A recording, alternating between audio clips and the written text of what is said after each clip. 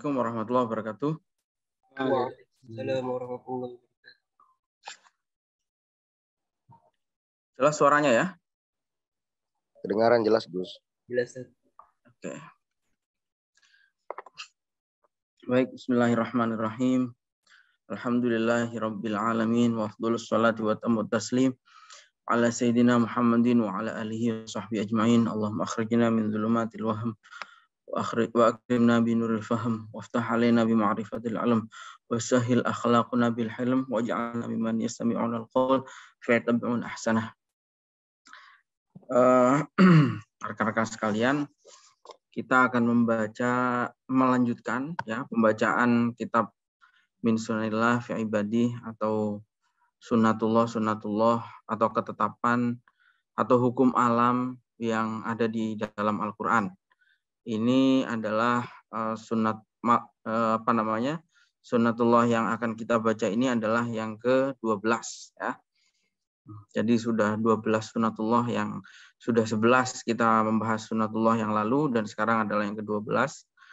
Kemarin kita sudah membahas soal bagaimana Allah menghargai suatu kebaikan dan tidak akan pernah menyia-nyiakan kebaikan itu ya, meskipun dilakukan oleh orang-orang kafir.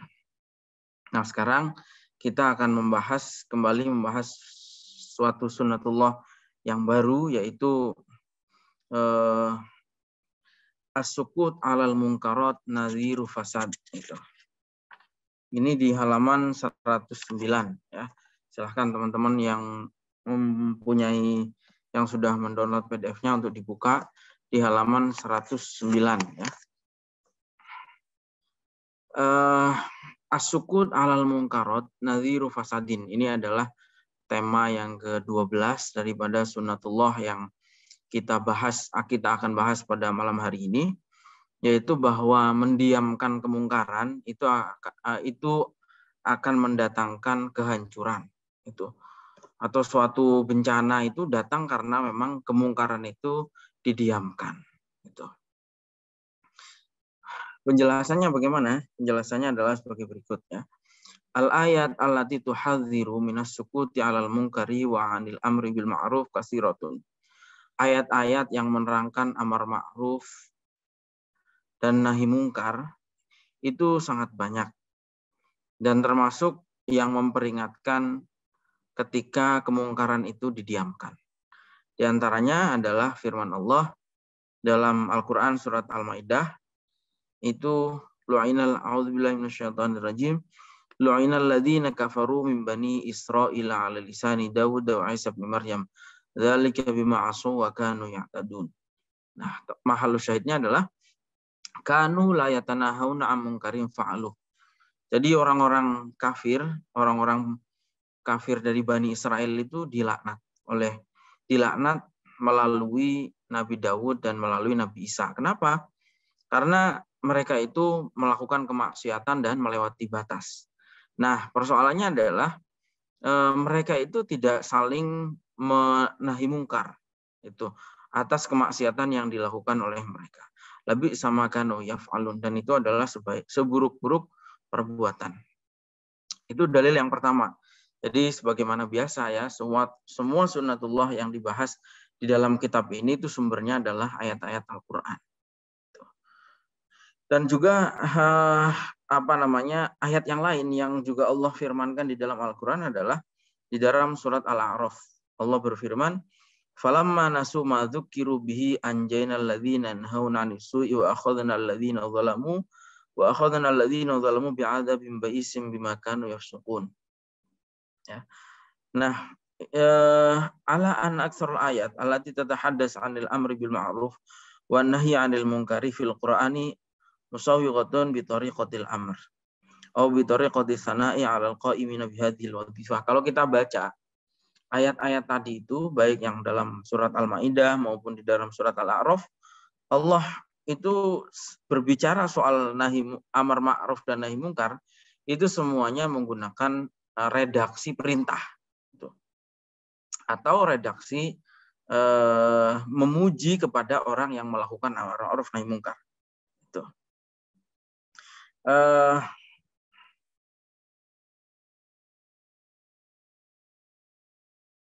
Maka walakin ma'na sunnah hiya labiyah istabinu wadihan fi katsirin minal hadis an-nabawiyyah al-waridah fi hadzal maudhu. Selain dua ayat tadi, makna pentingnya amar ma'ruf nahi munkar ini juga diterangkan di dalam banyak hadis. Min dzalikal hadisul ladzi rawahul Bazzar wa Tabarani fil Awsat. Di antaranya adalah hadis yang diriwayatkan oleh Imam Bazzar dan Tabarani dalam kitab Al-Awsat. Kemudian dalam kitab Al-Awsat, teman-teman yang belajar hadis atau Al-Quran hadis yang di Darussunnah pasti sudah tahu ya, Imam Tabarani itu punya, ini kitab Al-Awsat ini kitab karangannya Imam Tabarani, jadi yang pertengahan. Karena Imam Tabarani juga punya kitab-kitab yang ukuran besar, yaitu Al-Mu'jam Al-Kabir dan yang As-Shaghir. Dan ini yang dikutip dari Al-Awsat yang tengah-tengah. Nah, min hadis Umar bin Khattab. Jadi hadisnya Umar bin Khattab dan Turmudi dari Hudzaifah bahwa Rasulullah itu bersabda, la ta'murunna bil ma'ruf wa la tanhauna 'anil munkar aw la yusallitanallahu 'alaikum syirarukum. Summa yad'u khiyarukum fala yustajabu lahum. Jadi ada opsi sebetulnya. Kalian mau amar ma'ruf nahi munkar atau tidak melakukan amar ma'ruf nahi munkar, nanti Allah akan menguasakan urusan kalian itu kepada orang-orang buruk di antara kalian. Lalu ketika keburukan itu sudah terjadi, orang-orang soleh berdoa sudah nggak dikabul lagi, sudah nggak diijabahi lagi. Ini saya ingat hadis ini dulu sering dikutip oleh beliau pada saat sebelum perang di Suriah. Jadi sebelum perang di Suriah itu beliau sudah ngajak ulama-ulama yang lain, ayo tenangkan umat itu. Jangan sampai umat ini demonstrasi yang nggak jelas atas nama khilafah, atas nama bela Islam, nggak jelas, itu namanya doang bagus, tapi gerakan-gerakannya yang mimpin siapa tidak pernah jelas. Dasarnya apa? Itu kata beliau, ada 90 hadis di dalam Sahih Bukhari dan Sahih Muslim, kitab Al-Fitan itu melarang melawan pemerintah. Sementara tidak ada satupun yang memperbolehkan melawan pemerintah. Nah, waktu itu beliau mengingatkan terus, ayo kita harus amar ma'ruf nahi munkar. Amar ma'ruf nahi munkarnya apa? Mencegah masyarakat berbuat kerusuhan gitu. Karena nanti kalau bencana itu sudah terjadi, percuma berdoa itu. Berdoa itu sudah percuma kalau nahi munkar, orang tidak melakukan amar ma'ruf nahi munkar, lalu sudah terjadi bencana, mau berdoa sudah terlambat. Jadi langkah-langkah preventif, langkah pencegahan amar ma'ruf nahi munkar sejak awal itu penting. Ini dulu hadis ini saya ingat sering sekali dikutip oleh penulis kitab ini ya. Lalu kemudian wa min dzalika marahu Ahmad min hadis Adi bin Umairah wa Tabarani min hadis akhihi Al-Aras bin Umairah an Rasulullah sallallahu alaihi wasallam qol innallaha la yu'adzibul khassata bi dzunubil 'ammah hatta yural munkaru baina adhurihim wa hum qadirun ala an yunkiruhu fala yunkirunahu. Jadi bahwa Allah itu tidak akan menghukum orang-orang khusus karena dosanya orang-orang umum. Jadi gini, misalnya ada lokalisasi, itu sebetulnya misalnya ya, kita ini ditakdir oleh Allah menjadi pelajar agama. Kita sebetulnya nggak terlibat di dalam lokalisasi itu. Gitu. Nah itu Allah sebetulnya tidak akan menghukum kita sebab dosanya para orang-orang yang main di lokalisasi itu. Tapi catatannya adalah sampai ketika mereka melihat kemungkaran itu, mereka mampu mengubah, tapi mereka diam saja. Nah, makanya sekecil apapun melihat kemungkaran, kita itu harus nahi mungkar. Harus amar ma'ruf nahi mungkar. Tentu nanti akan ada di belakang ya catatan-catatannya, caranya amar ma'ruf nahi mungkar itu seperti apa. Karena ngawur melakukan amar ma'ruf nahi mungkar ini juga tidak boleh. Gitu ya. Tapi yang jelas harus nahi mungkar itu harus minimal adalah ingkar bil qalbi. Minimal kita mengingkari dengan hati ya. Misalnya melihat melihat orang lagi ngerasani, tiap hari ngerasani, ngadu domba, terus kita dengar, itu kita harus ingkar itu. Karena kalau kita menyetujui atau kita malah menyemangati dia ngerasani, ghibah ya, dipanas-panasi, ya kita ikut dapat dosanya. Tuh. Dosa sekecil apapun yang kita lihat lah, itu kita harus ingkar. Tidak boleh kita itu minimal menyetujui dalam hati, itu tidak boleh. Minimal harus ingkar hati kita melihat kemungkaran itu. Nah ini karena tadi kalau sampai didiamkan, tidak nahi mungkar meskipun dengan yang paling lemah yaitu dengan hati, itu kita akan ikut kena kehancurannya, kerusakan yang diakibatkan oleh kemaksiatan itu. Fa'anta tara anna Nabi sallallahu alaihi wasallam ja'ala minal aqibatil khatiratil lati tubtala bihal ummah fi aqabis sukuti 'alal munkar qanunan mustamiran ay sunnatan ilahiyatan nafidatan daiman. Jadi kalau dilihat dari hadis tersebut kita mengerti bahwa Nabi itu sudah mewanti-wanti, sudah mewarning kalau sampai umat-umat yang terdahulu itu dilakukan azab bukan karena tidak ada orang solehnya, tapi karena orang solehnya itu diam ketika melihat kemungkaran. Walaqad asyarul bayan ilahi ila hadhihi sunnah fi qaulillahi azza wa jalla wattaqu fitnatan la tusibanna alladziina dzalamu minkum khassah. Jadi Allah juga sudah berfirman dalam surat Al-Anfal bahwa takutlah kamu terhadap satu ujian yang tidak akan hanya menimpa orang yang zalim saja. Kalau udah datang seperti tsunami misalnya. Tsunami kan nggak bisa pilih-pilih yang kena dampak tsunami misalnya hanya orang-orang yang maksiat, kan nggak bisa. Pesantren, masjid bisa jadi ikut hancur kan. Itu. Meskipun masjid itu tempat ibadah. Pesantren itu tempat menuntut ilmu. Tapi kalau sudah ada hukuman atas kemaksiatan, itu ya kena semua. Bukan hanya orang-orang solehnya. Gitu. Bukan hanya orang-orang yang zalimnya, orang-orang yang solehnya pun ikut kena dampaknya. Wa innama sababu tilkal fisnati as-sukutu 'alal munkari kama dzakara jumhurul mufassirin. Nah, gitu. Nah, terus kemudian idzan karena itu berdasarkan ayat-ayat yang sudah dikutip di atas, berdasarkan hadis-hadis yang sudah dikutip di atas, kita ini berada pada sebuah sunnatullah, yaitu bahwa setiap komunitas di mana kemungkaran itu merajalela, kemudian didiamkan, itu akan mendatangkan musibah. Yang musibah itu bisa menimpa semua komunitas tersebut, baik yang soleh maupun yang ahli maksiat maupun yang soleh.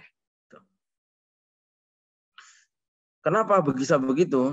Pertama, karena orang-orang yang maksiat itu kena azab ya, itu karena kemungkaran yang mereka lakukan. Nah, lalu yang orang-orang soleh kenapa ikut kena azab pula? Ya karena memang mereka diam ketika melihat kemungkaran tersebut. Ini sunnatullah yang harus kita pahami ya.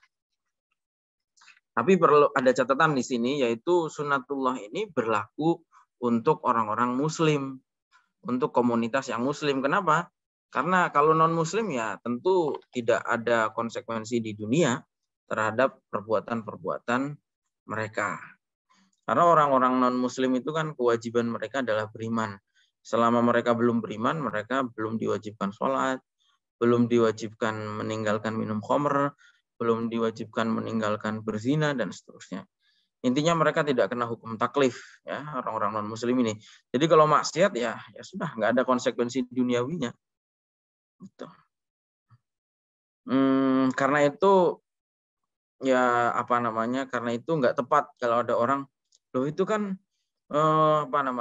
komunitas di barat itu kan mereka minum khamr, mereka berjudi, mereka ini kok nggak kena azab. Ya itu karena mereka non-muslim gitu. Nah, oke, itu sudah ya poin pertama bahwa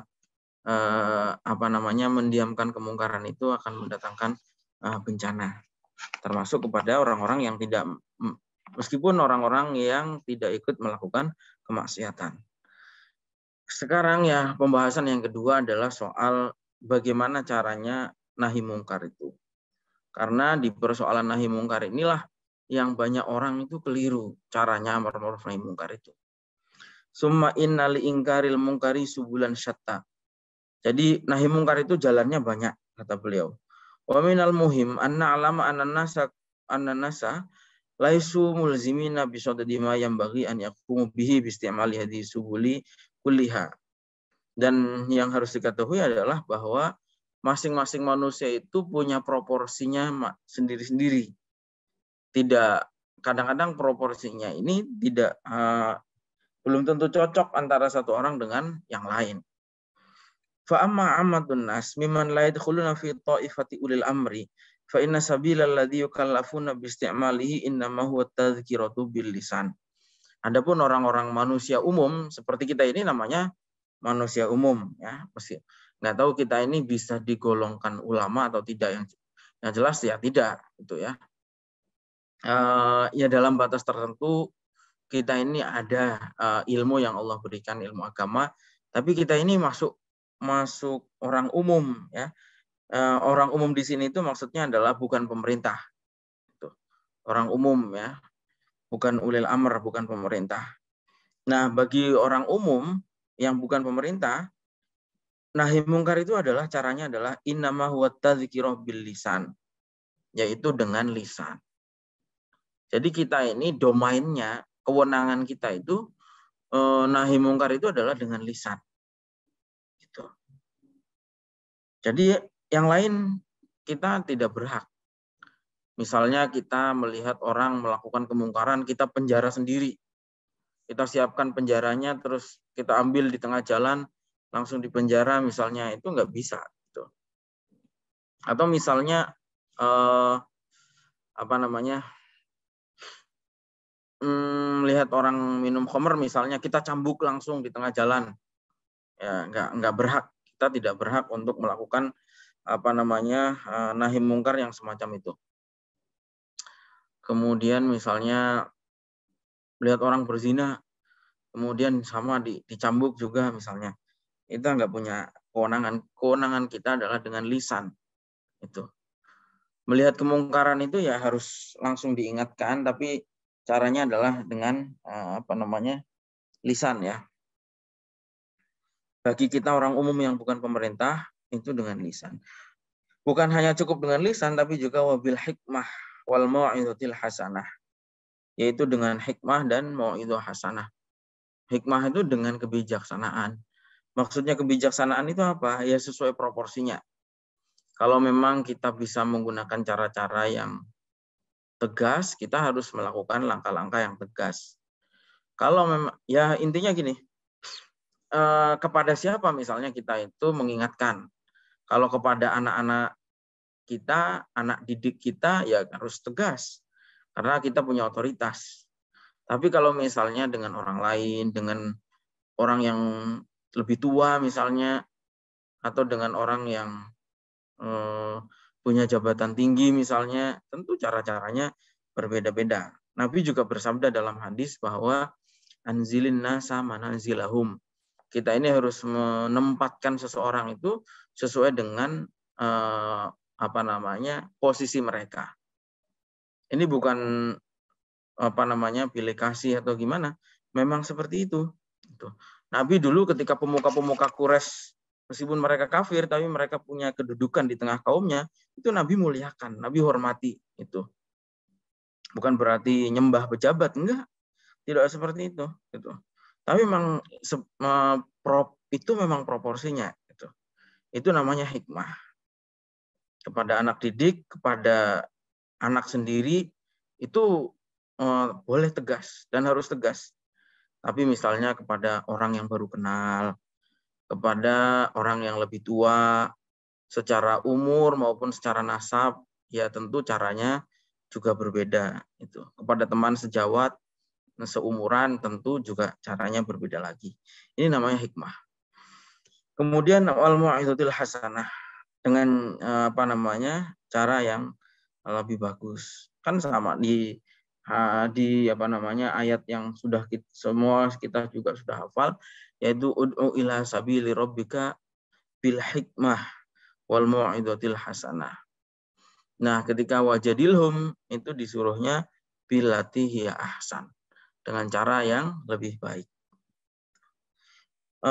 Fala yajuzu lahum an yatajawazu dzalika ila ayyi uslubin min asalibil qam'i. Maka dari itu tidak boleh sebagai orang umum yang bukan pemerintah, kita ini nggak boleh melewati batas itu.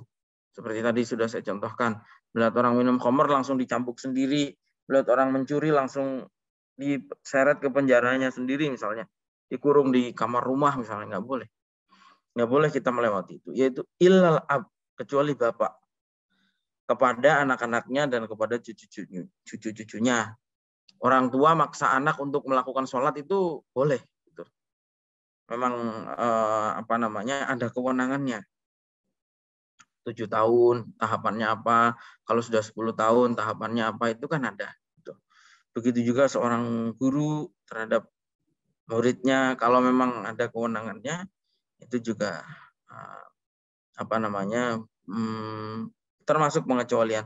Tapi kalau orang-orang umum kita nggak bisa melakukan itu. Tapi itu pun yaitu inda darurah. Itu juga tidak sembarangan, bukan berarti kalau anak boleh sembarangan dipaksa, enggak. Yaitu inda darurah, ketika darurat. Kalau tidak darurat ya tidak itu. Untuk apa melakukan misalnya kekerasan itu. Toh itu tidak penting gitu, tidak perlu, tanpa kekerasan pun bisa gitu maksudnya. Atau itu pun yaitu inda darurati alal qadri ladzi taqtadihil maslahah.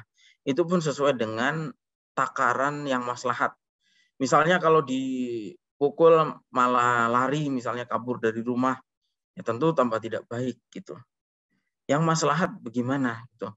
Misalnya maslahatnya itu disayang, anak itu disayang baru nurut, ya harus disayang. Kok anaknya misalnya sukanya disayang, kalau disayang nurut, kok malah dipukul, menjadi dia kabur, itu berarti keliru, salah ya. Dan anak-anak sekarang tuh udah nggak bisa kayak zaman dulu ya. Zaman-zaman saya kecil itu mungkin sudah beda sama kalian. Tentu saja sudah beda. Zaman saya kecil di kampung, tradisi orang Jawa itu memang keras orang tua itu kepada anak. Tapi orang anak kota zaman sekarang nggak bisa dikerasi seperti itu. Dikerasi ya kabur ya. Sekarang banyak anak-anak pang, anak-anak jalanan yang memilih memisah dengan orang tuanya karena tidak kuat terhadap tekanan. Anak-anak sekarang tuh nggak bisa dikerasi seperti dulu, itu sudah nggak cocok ya. Di Finlandia itu yang dikatakan sebagai pendidikan yang terbaik, itu sekarang justru pendidikan itu begitu dibebaskan. Kelas mau pakai seragam, nggak pakai seragam silahkan. Jam belajarnya juga sangat sedikit. Belajarnya banyak hiburannya gitu. Dan seterusnya. Tapi justru anak-anaknya banyak yang berprestasi. Sebaliknya, di Pakistan, di Afghanistan, yang anak-anaknya masuk kelas langsung dipukul, itu justru anaknya nggak bisa berkembang. Nah itu kita harus ngerti kayak gitu itu. Kalau kita melihat psikologi anak itu tidak suka dikerasi, lalu kita kerasi, itu namanya tidak taqtadil maslahah, ya, tidak sesuai dengan prinsip kemaslahatan. Dzalika li anal aba wa man yanubu anhum minal usuli yu'aduna min ulil amri dakhila usarihim wa buyutihim. Wa amma awliyaul amr fil ummah aw dakhilal mujtama' fa yamlikun subul al mutanawwi'ah. Oke, itu tadi orang-orang umum seperti kita.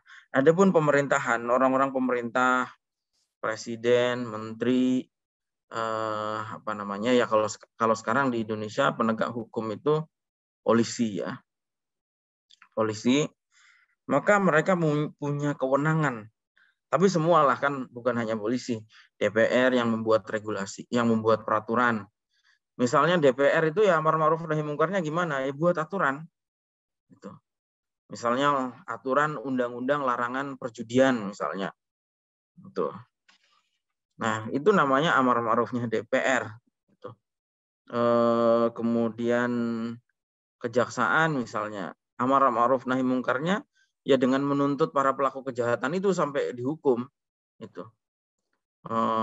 Kemudian misalnya siapa lagi?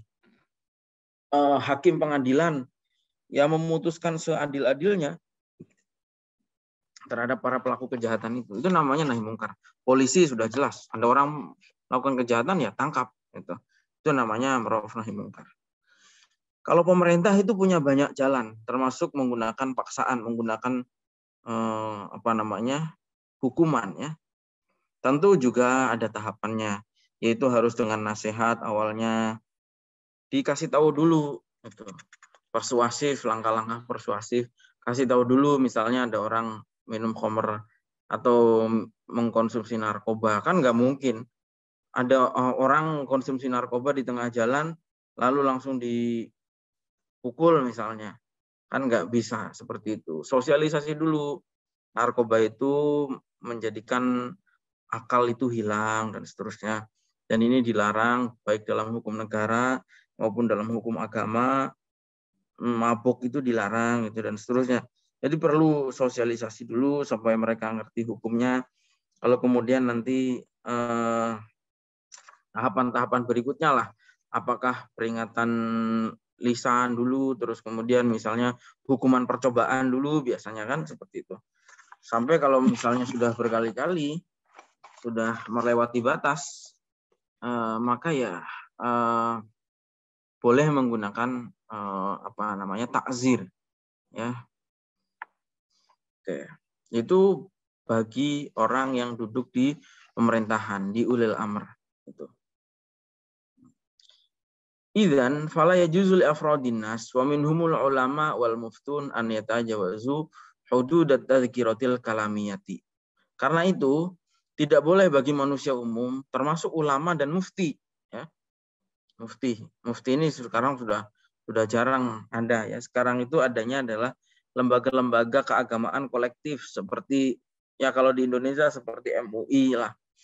Tapi itu MUI juga tidak bisa dianggap sebagai mufti ya, karena MUI itu kan tidak resmi negara. Tidak seperti misalnya di Mesir itu kan ada muftinya. Di Iran misalnya atau di negara-negara yang lain. Tapi kalau di Indonesia kan MUI itu bukan lembaga negara. MUI itu LSM, cuma LSM saja yang mengeluarkan fatwa, meskipun mufti juga fatwanya tidak mengikat. Beda dengan hakim di pengadilan. Kalau hakim di pengadilan itu keputusannya mengikat. Tapi mufti itu keputusannya tidak mengikat. Artinya apa? Kalau orang nanya kepada mufti, jawabannya apa dari mufti itu nggak harus dilaksanakan. Gitu. Dia boleh nanya kepada mufti yang lain, dapat jawaban lain misalnya, itu boleh saja. Nah, bagi para manusia umum, orang-orang umum, termasuk ulama, mufti, itu tidak boleh melewati batas lisan.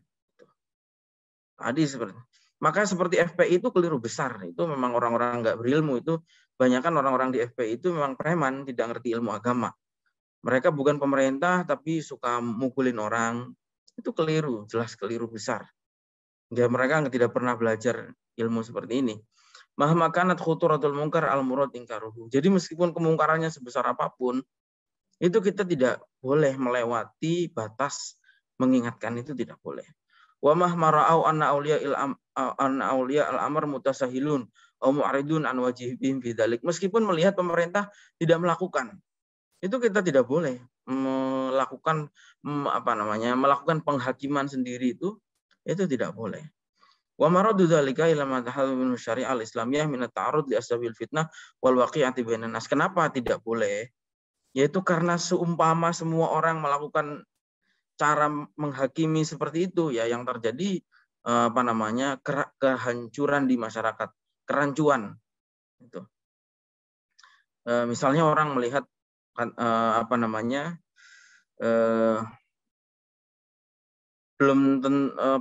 misalnya ada orang melihat ada khamr misalnya di rumahnya seseorang, tiba-tiba langsung ditarik dari rumah, dicambuk misalnya. atau ya kalau semua orang dikasih kewenangan untuk menghukum, ya akhirnya jadi hukum rimba itu nggak jelas gitu. Semua orang melakukan langkah-langkahnya sendiri, tindakan-tindakannya sendiri. Nggak suka sama orang langsung dihukum misalnya. Jadi intinya kalau misalnya semua orang melakukan seperti yang dilakukan oleh FPI, ya nanti yang lain-lain juga akan melakukan hal yang sama, dan itu akan yang terjadi adalah kehancuran di masyarakat. Itu jadi fitnah malah. Itu beda dengan pemerintah. Karena apa? Kalau pemerintah yang melakukan, itu mereka adalah penguasa. Mereka yang punya regulasi, punya peraturan, mereka yang punya kewenangan. Pemerintah misalnya bupati bikin perda misalnya. Perda menutup lokalisasi misalnya. Itu kalau bupati yang melakukan, itu kan mereka punya undang-undangnya, ada polisinya yang mengamankan, ada Satpol PP-nya, ada TNI-nya. Beda kalau yang melakukan sesama masyarakat. Ya akhirnya ribut itu. Akhirnya tawuran yang terjadi itu. Nah, inhum walakin dzalika la yata'alli al-furadinas wa amatihim. Oke, itu tadi ya. Jadi itu suatu hal yang dipunyai oleh pemerintah, tidak dipunyai oleh masyarakat umum. Yaitu pemerintah punya kekuasaan. Hadza binisbati ila tanawwu'il fi'ati bi sadadi ma yatarattabu 'alaihi min an-nahyi 'anil munkar. Amma binisbati ila tanawwu'il munkari dzatihi wa tafawudi darajatihi fa yajibu mulahadatu ma yali wa akhadhahu bi 'aini tatbiqi wal i'tibar. Nah, itu tadi adalah poin yang kedua. Yang pertama tadi bahwa mendiamkan kemungkaran itu adalah sebab kehancuran. Yang kedua, pembagian bahwa orang-orang di luar pemerintahan seperti kita itu kewajibannya adalah ingkar bil qalbi dan bil lisan, dengan hati dan lisan. Kita tidak boleh melewati batas itu. Menghukumi sendiri itu nggak boleh. Main hakim sendiri itu tidak boleh. Karena itu akan menyebabkan fitnah. Yang ketiga sekarang adalah jenis-jenis kemungkarannya itu juga harus dilihat. Karena apa? Kemungkaran itu dampaknya pada kehidupan masyarakat itu juga berbeda-beda. Itu. Yaitu melihat maqasidus syariah yang 5 itu. Dan maqasid daruriyat al-khamas ya, biasa disebut daruriyat al-khamas, yaitu hifdzuddin. Yang pertama adalah menjaga agama, yang kedua adalah menjaga kehidupan atau menjaga nyawa, yang ketiga adalah menjaga akal, yang keempat adalah menjaga kehormatan atau keturunan, dan yang kelima adalah menjaga harta itu.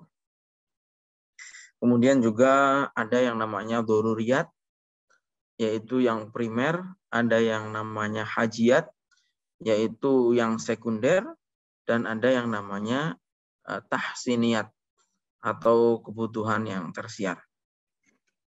Fa idza tabayyana dzalik fa inna 'ala man yatawajjahu ila man ilmun kari wal qada'i 'alaihi an ya'lama aw yaghliba 'ala dhannihi anna izalatu lidzalikal munkar la yatasabbabu anha hululu munkarin akhar mahallah. Jadi kalau kita ngerti urutannya tadi, yang pertama itu menjaga agama, yang kedua menjaga nyawa atau kehidupan, yang ketiga menjaga akal, yang keempat menjaga kehormatan atau menjaga keturunan, dan yang kelima adalah menjaga harta. Maka kita bisa ngerti mana yang prioritas. Karena apa? Nahi mungkar itu tidak boleh menyebabkan kemungkaran yang baru. Misalnya lihat ada orang minum khamr, dipukul kepalanya sampai meninggal. Itu jelas dosa. Dosa besar namanya. Namanya menghilangkan kemungkaran dengan melahirkan kemungkaran yang baru. Seperti yang dilakukan, ya karena yang paling banyak itu ya orang-orang FPI dan masyarakat yang gayanya seperti FPI, yang paling banyak keliru dalam bidang nahi mungkar. Seperti tadi ya. Dia men-sweeping orang pacaran misalnya di taman, tapi menggunakan pentungan langsung dipukul. itu jelas mukulnya dia itu kemungkaran gitu. Paham ya maksudnya ya? Orang pacaran itu dosa. Semua juga tahu. Yang belajar agama pasti tahu. Karena pacaran itu, kalau pacarannya ini ya sampai mendekatkan seseorang pada berzina, itu jelas dosa. Pacaran itu dosa. Tapi ketika orang main hakim sendiri, memukul orang yang lagi pacaran itu namanya dosa yang baru. Dan kemungkaran dihilangkan dengan kemungkaran itu tidak boleh. Jadi itu tidak boleh. Dan yang lain-lain lah.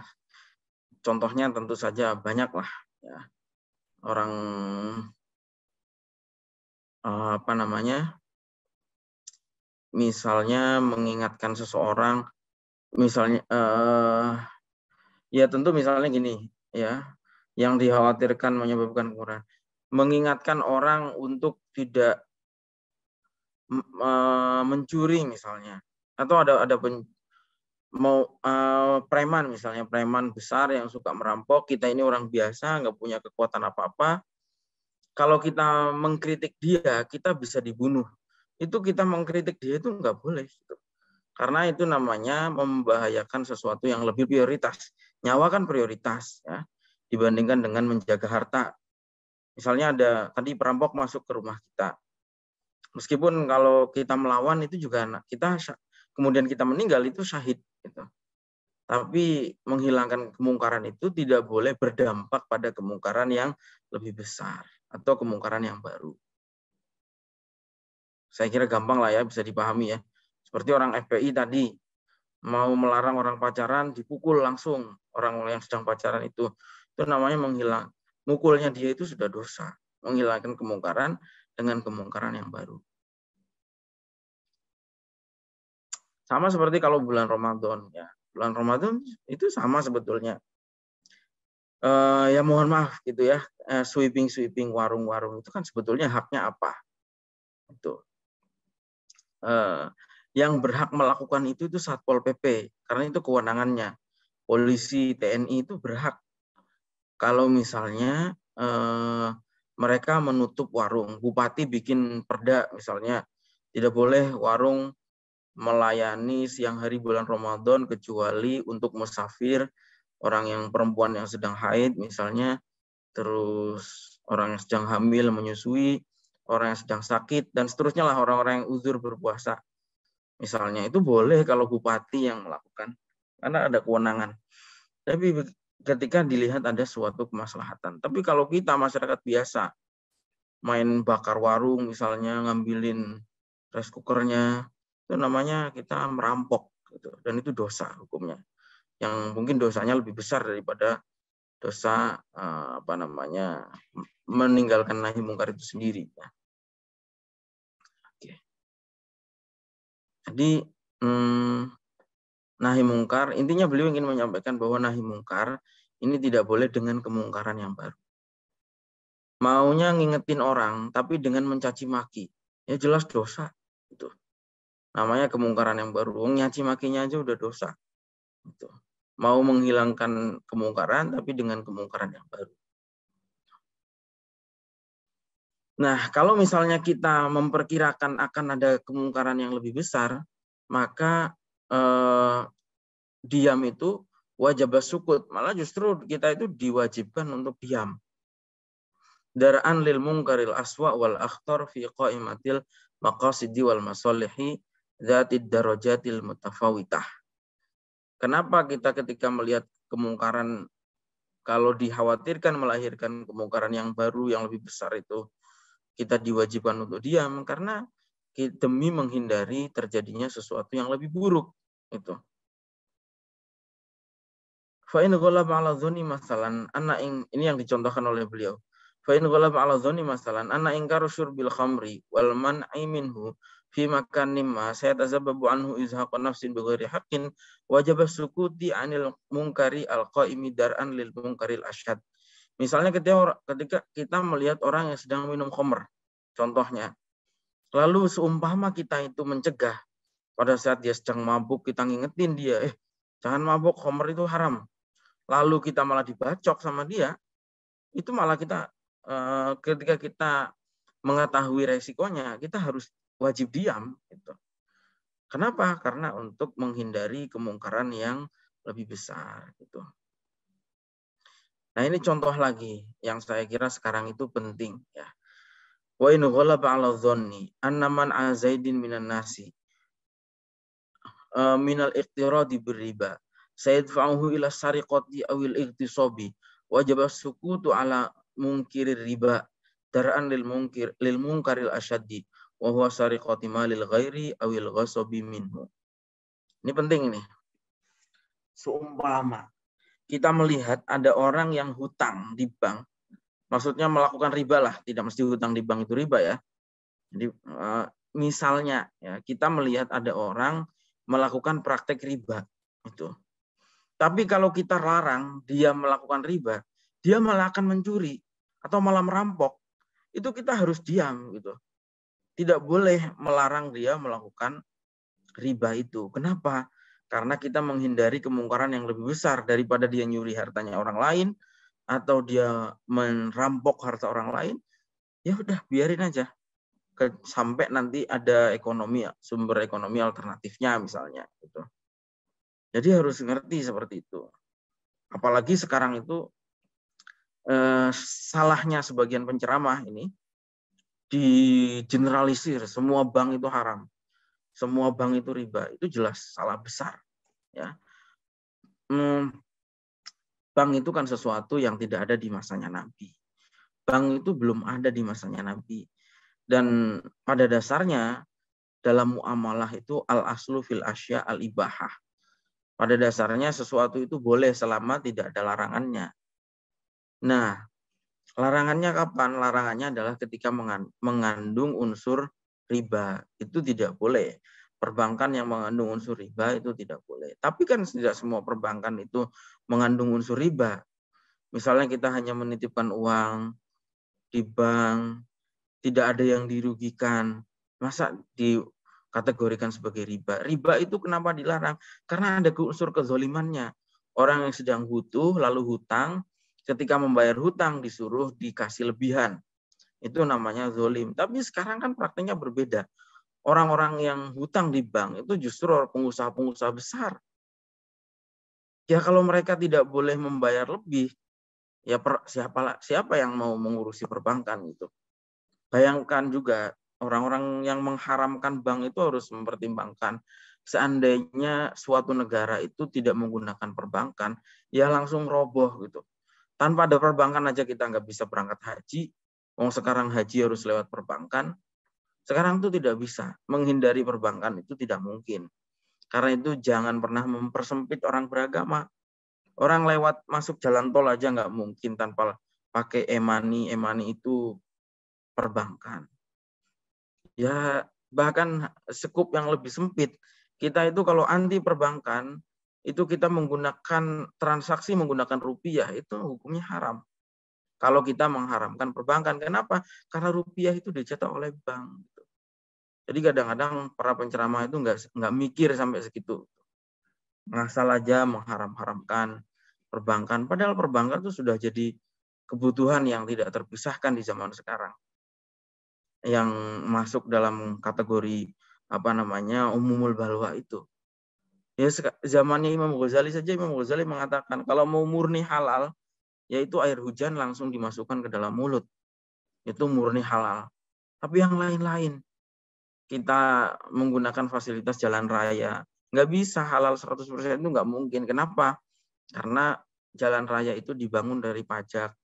Pajak itu ada pajak, termasuk pajaknya pabrik minuman keras, termasuk pajaknya judi, pajaknya lokalisasi, itu juga ada. Gitu. Tapi kan agama itu tidak sampai menyuruh sampai ke dalam itu. Imam Ghazali mengatakan muamalah yang bercampur harta halal dan haram itu tidak masalah. Gitu. Makanya, harus mempertimbangkan itu juga. Itu.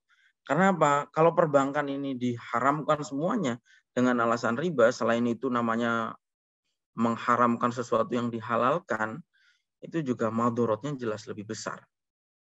Sekarang kalau semua perbankan tutup di suatu negara, lumpuh ekonomi negara itu. Sekarang tidak mungkin bisa. Apalagi sekarang itu dunia sudah seperti kampung. Transaksi di luar negeri semuanya itu menggunakan perbankan. Jadi sudahlah, tolong jangan mempersempit cara orang beragama gitu dengan mengatakan sesuatu yang tidak dipikir dampaknya. Wala'alla minal khair an tarji'a ila ma katabahu Hujjatul Islam al-Imam al-Ghazali fi babil amri bil ma'ruf wan nahyi 'anil munkar minal juz'i tsani min kitabih Ihya'il Ulumuddin. Fa fihi tafsilun wafin bihadzal mawdu'i wa ihatatun bihi min sa'iri jihati. Kalau kamu mau mengetahui aspek-aspek amar ma'ruf nahi munkar, kata beliau, rujuk kitabnya Imam Ghazali, yaitu di dalam juz kedua kitab Ihya Ulumuddin dalam bab amar ma'ruf nahi munkar. Oke, wa ba'du fa inna ma'dhum mujtama'atina wa biladina al-islamiyya yu'ani min munkaratin wa mutanawi'atin syatta.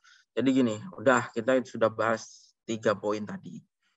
Jadi sebetulnya ya ini bicara jujur, kata beliau, sebagian besar komunitas masyarakat kita dan termasuk negara-negara yang penduduknya mayoritas muslim, itu kemungkaran itu ada di mana-mana. Banyak gitu. Dan mungkin kemungkaran itulah yang membuat kita ini terus-menerus menghadapi ujian-ujian itu. Sebetulnya itu bukan karena kemungkarannya, kata beliau, tapi adalah karena lemahnya upaya-upaya untuk nahi mungkar. Nah, tapi juga begini,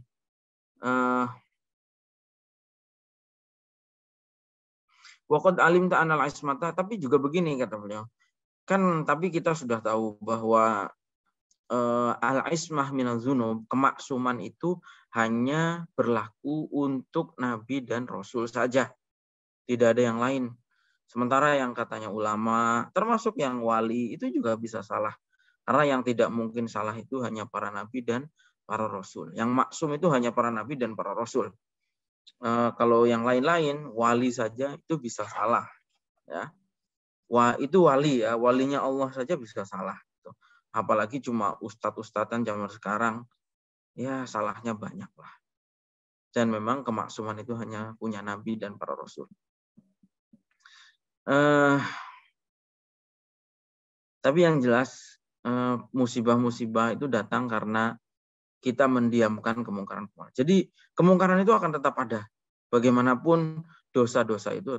Dan bahkan di dalam hadis qudsi, seandainya manusia itu bersih semua seperti malaikat, Allah pasti akan menurunkan masyarakat untuk melakukan kemaksiatan. Itu di dalam suatu hadis hadis qudsi Allah sempat menyampaikan seperti itu. Jadi kemaksiatan itu memang akan tetap ada. Tapi yang membuat musibah itu datang adalah ketika ingkarnya itu tidak dilakukan. Nahi mungkarnya itu tidak dilakukan. Jadi intinya melihat kemungkaran itu, meskipun kemungkaran itu akan tetap ada, tapi nahi mungkar itu harus dilakukan. Dan bagi kita itu dengan 2 cara, yaitu dengan lisan, paling maksimal itu dengan lisan. Kalau tidak bisa dengan lisan, minimal mengingkari dengan hati.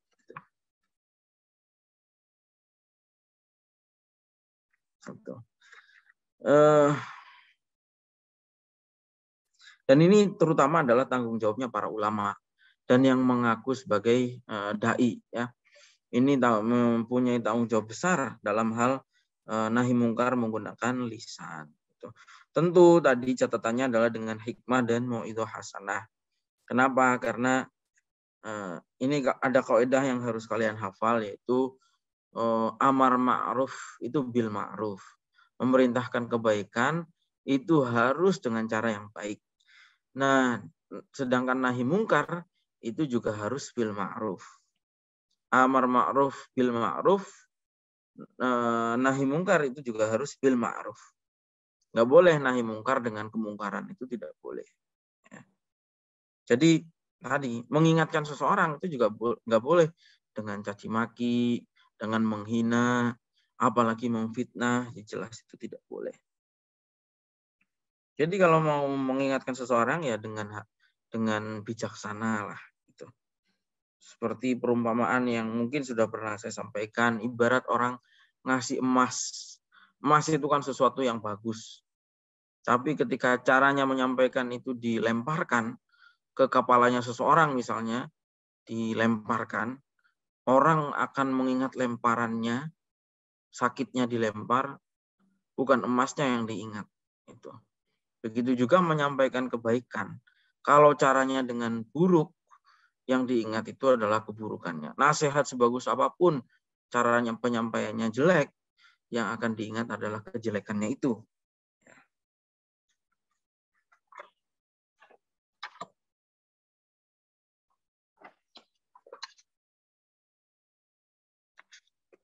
Gitu.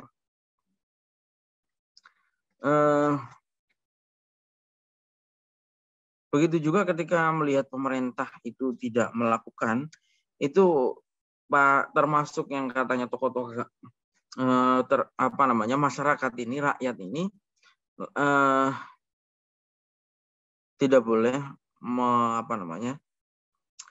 melawan pemerintah sampai batas kalau jadi gini, melawan pemerintah itu hanya boleh di dalam satu kasus, yaitu ketika ada kufrun bawah, kufrun sorihun bawahun.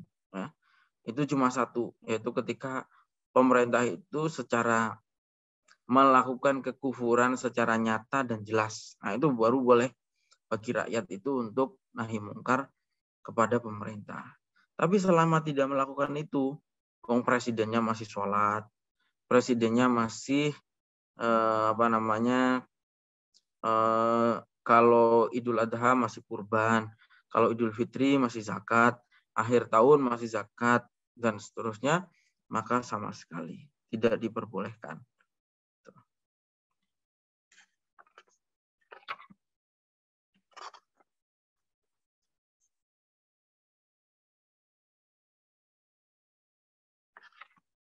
Oke. 7 menit.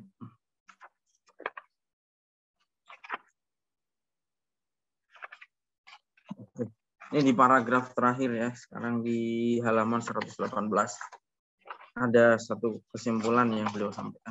Wa ba'du faqad ghadatil munkarat al-mutanawiyah allati ista'lanu biha fi mujtama'atina la siyama fi mawasimul khair wa 'inda muqtadayati taqarrub ila Allah an tariqi wasailil a'lam al-mukhtalifati wa ghairiha.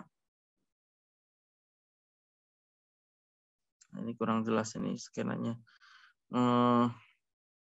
Jadi intinya gini. Beliau menyampaikan di kesimpulan ini di halaman 118, beliau menyampaikan bahwa kemungkaran-kemungkaran yang beraneka ragam ya, sekarang ini yang terang-terangan dilakukan oleh manusia sekarang. Orang sekarang melakukan kemungkaran itu begitu terang-terangan. Bahkan di musim-musim kebaikan. Seperti bulan Ramadan ya. Masih saja ada gitu. Wa inda muqtadayati taqarrub ilallah, bahkan yang momen-momen yang seharusnya adalah untuk mendekatkan diri kepada Allah dan cara-cara yang seharusnya bisa digunakan untuk mendekatkan diri kepada Allah, mereka gunakan seperti media sosial, kata beliau. Media itu sekarang juga digunakan justru untuk memamerkan kemaksiatan. Itu adalah faktor-faktor yang mendatangkan musibah. Beliau saya ingat pernah juga, beliau itu salah satunya adalah misalnya melarang sinetron Ma Malakat Aimanukum. Itu sinetron yang menghina Al-Quran. Maksudnya secara tidak langsung menggunakan kata Ma Malakat Aimanukum itu maksudnya di Islam itu ada perbudakan perempuan kayak gitu. Beliau bilang yang akan mendatangkan musibah itu adalah sinetron itu. Itu beliau langsung minta supaya penayangan sinetron itu dihentikan. Saya ingat juga itu dan banyak yang lain lah. Kalau beliau ini, karena beliau itu kebetulan punya otoritas untuk khutbah Tapi kalau soal pemerintahan apa namanya ya? Jadi terukur lah, beliau ini terukur intinya. Pemerintah itu kan kadang-kadang merasa terganggu itu ketika misalnya yang diganggu adalah kekuasaannya. Tapi kalau misalnya untuk masukan-masukan yang bersifat sosial kemasyarakatan itu kan pemerintah senang-senang saja dan no problem gitu. Maka beliau sampaikan hal-hal seperti itu. Wan nadhirul akbar la yu'minu fi hadhihi nawafid al-munfatihati walakinnahu yakmanu fi sukuti ala ma tati bihi min syarrin wa li'aradi anhu wa fashil majali amamu takriman lahu ajaban bihi wa rukun ilahi amma an yujil munkar fil mujtama fadzalika min muqtadayati adamil asmati wa dzalika masyaallah. Sebetulnya ya kemungkaran di masyarakat itu adalah suatu konsekuensi dari ketidakadanya kemaksuman. Dan itu memang sudah dikehendaki oleh Allah. Jadi kita ini dulu Mbah Mun sering dawuh begini ya. Kita ini iman, kita ini orang Islam. Iman kita, Islam kita itu dari Allah. Tapi kita ini tidak boleh membenci orang-orang kafir. Kenapa? Karena kekafiran itu juga dari Allah. Mereka kafir itu ya memang sudah kehendaknya Allah. Kita iman itu kehendaknya Allah. Mereka yang kafir ini juga kehendaknya Allah. Jadi kita ini nggak boleh membenci orang-orang kafir. Dulu Mbah Mun sering dawuh seperti itu. Dan kita makanya nggak boleh sombong itu seperti itu. Kita iman ini karena dapat hidayah dari Allah. Mereka kafir ini memang belum diberikan hidayah juga oleh Allah.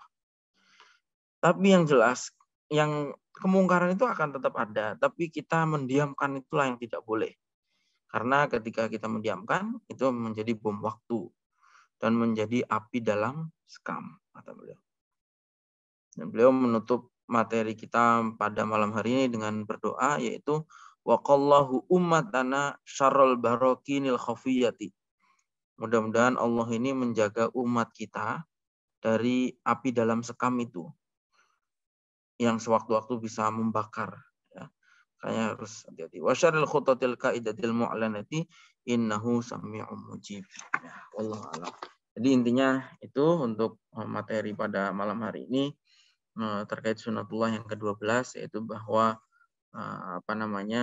mendiamkan kemungkaran itu adalah penyebab daripada kerusakan. Beliau sudah banyak poin yang disampaikan, bagaimana nahi mungkarnya menahi mungkarnya masyarakat dan bagaimana nahi mungkarnya pemerintah, yang masyarakat ini termasuk para ulama ya dan seterusnya.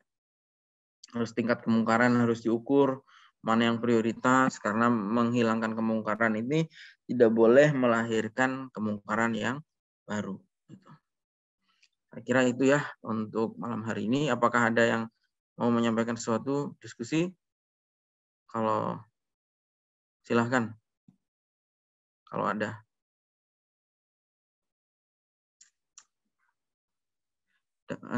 Ini nggak ada, ini paham ya tapi ya. Mudah-mudahan paham lah. Mudah-mudahan manfaat meskipun menggunakan Zoom ya. Mudah-mudahan kalian juga menyimak benar, tidak main-main. Baik, saya tutup pertemuan kita pada malam hari ini. Mudah-mudahan apa yang kita pelajari ini bermanfaat dan mudah-mudahan kita bisa selalu istiqomah. Assalamualaikum warahmatullahi wabarakatuh. Waalaikumsalam warahmatullahi wabarakatuh.